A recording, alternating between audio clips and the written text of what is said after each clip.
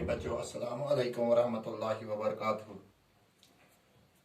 जमात 8वीं मज़मून उर्दू, और आज का हमारा मौजू है आजमाइश एक शरत है। आजमाइश किसे कहते हैं?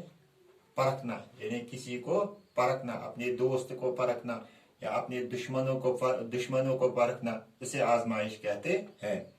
आजमाइश एक शरत है, यानी किसी को भी परखना एक शरत है। यानी जब आपको यकीन होगा कि कोई इंसान जिसको आप अपना दोस्त बनाना चाहते हो वो कैसा हो, यानी वो गलत आदत में मुलविस न हो, अच्छा हो, इसीलिए फिर आप इसे दोस्ती कर सकते हैं। एक बूढ़े आदमी ने मरते वक्त अपने अकलौते बेटे को नसीहत की। अकलौता किसे कहते हैं? अकलौता, अकेला। अकलौता किसे कहते हैं? अकेला को। एक बूढ़े आदमी ने मरते वक्त अपने दोस्त से, अपने बेटे से नसीहत की। क्या नसीहत की? कि बेटा, आजमाए बगैर किसी को अपना दोस्त न बनाना। यानी तब तक तुम किसी को अपना दोस्त न बनाना जब तक न तुम इसको परखोगे, और परखने के बगैर किसी को अपना दोस्त नहीं बनाना। और किसी न किसी मरहले पर अपने अजीजों और रिश्तेदारों को भी आजमाने के वक्त जरूर परखने की कोशिश करना। यानी उसने अपने बेटे को ये नसीहत की कि अपने रिश्तेदारों को भी परखना, अपने यार, अपने दोस्तों को भी परखना। जब भी आपको मौका मिले आप कोशिश करना कि इनको परखें, ताकि आइंदा के लिए तुम्हें तजुर्बा हो। जब तुम किसी को परखोगे तब तुम्हें तजुर्बा होगा। कुछ दिनों बाद बूढ़ा मर गया। यानी कुछ दिन हुए, 5 दिन हुए, 10 दिन हुए, 20 दिन हुए, कितना टाइम हुआ, कुछ दिनों के बाद ये बूढ़ा जो है वो मर गया, यानी वो इंतकाल कर गया। और बेटे ने बाप की बातों को आजमाने के लिए अपने बीवी और अपने करीबी दोस्त की आजमाइश का तहिया कर लिया। अब बेटे ने क्या सोचा?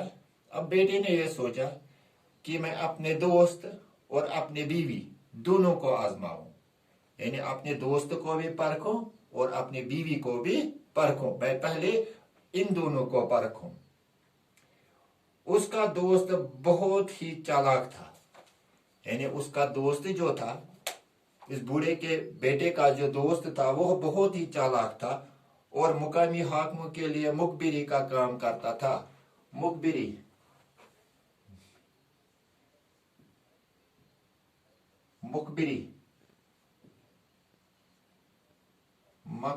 का माने है जासूसी। यानी वो जासूसी करता था, वो पुलिस के लिए जासूसी का काम करता था, वो पुलिस के लिए मुखबिरी का काम करता था। वो जवान के घर भी आया करता था, यानी वो अपने दोस्त के घर भी आया करता था। यानी वो उसका दोस्त था, वो मुखबिर भी करता था और अपने दोस्त के घर भी आया करता था। और इसकी बीवी को भाभी कहकर पुकारता, यानी अपने दोस्त की बीवी को क्या कहकर पुकारता है? भाई कहकर, भाभी कहकर पुकारता।